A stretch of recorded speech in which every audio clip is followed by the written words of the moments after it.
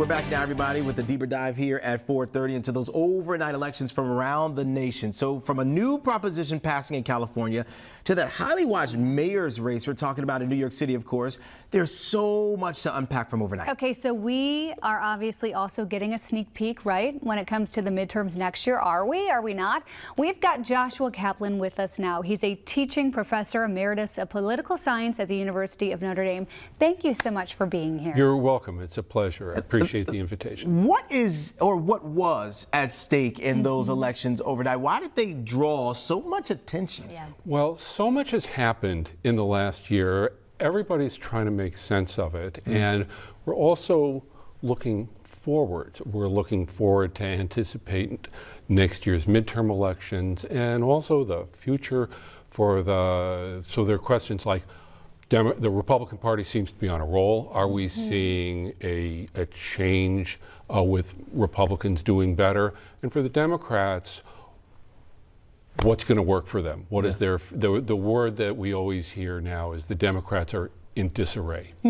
Can they win elections? And so people were looking to yesterday's elections as a sign, just can we get a sense of where things are going? Because at a given moment we have a snapshot, but life is a motion picture. Yeah, exactly. Where we're looking for trends and directions to try to help us make sense and get perspective. When you think you're at the peak of a wave, it could be a valley. That's right. That's right. Gotcha. That's right. Thanks. So what can we take away from last night's results? Well, let me start by putting it this way. Okay. Suppose the Republicans had won one or both of those gubernatorial races, or a Democrat had won by a really narrow margin.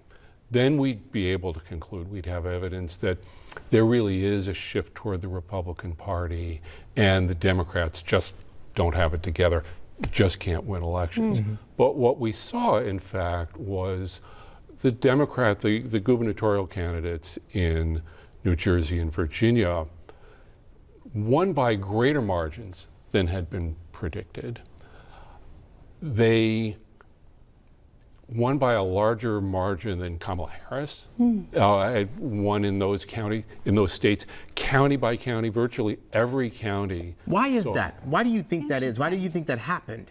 Well, I mean, is it the real hot button issues now? I know it was a cultural issues a lot of people argued in the elections. Personal, but right? now it's personal finances, it's the economy. Do you think that's what drove people out? right, that people are feeling politics in a personal way, and also people care more strongly one way or the other. Plus, a lot of money went into these campaigns. I don't know about you, but I get texts every day from all over the place Obama's on the asking campaign people trail. for money. You do not see the Obamas out there often, right? Yeah, that's right. And so there was more money into getting people to vote. And we saw turnout was very high here.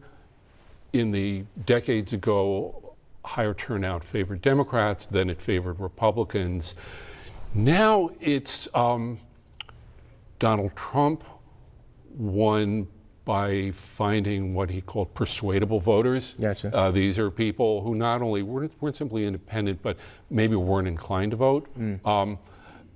Now the Democrats are like really going after people. It's very important. And Democrats are upset, Republicans are upset, so people are motivated. So the turnout was very high for elections of this sort. Even today, you can hear some of the Democrats talking about these elections and using that to fortify their positions in the shutdown, saying, see, it's not our shutdown because look what happened last night type thing, right? Right, that's exactly right, because the shutdown is the kind of the elephant in the room, so to speak, the context of this, and people are trying to figure out who's going to win the shutdown.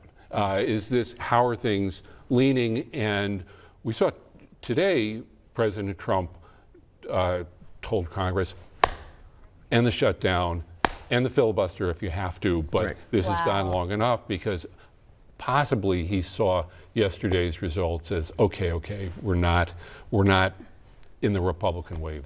I think so many people are kind of looking for an easy answer right now. Politics so complicated. Absolutely. But what should we be careful about drawing any conclusions here if we could end on that note? Yeah. So for the Democrats, Democrats were able to win elections, But look at what type of Democrats won. In the 2 gubernatorial races, we would call those moderate Republicans, moderate Democrats.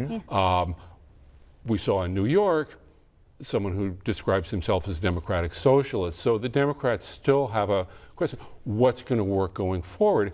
And what I think the lesson is, what works at the local level Gotcha. might not work nationally. Yes, that's big. That's Keep big. an eye on that for us. We'll be calling you back in. I can tell you there are a lot of things that are going to be happening on the political front over the next, for the next year. Thanks so much. We appreciate you. Let's get a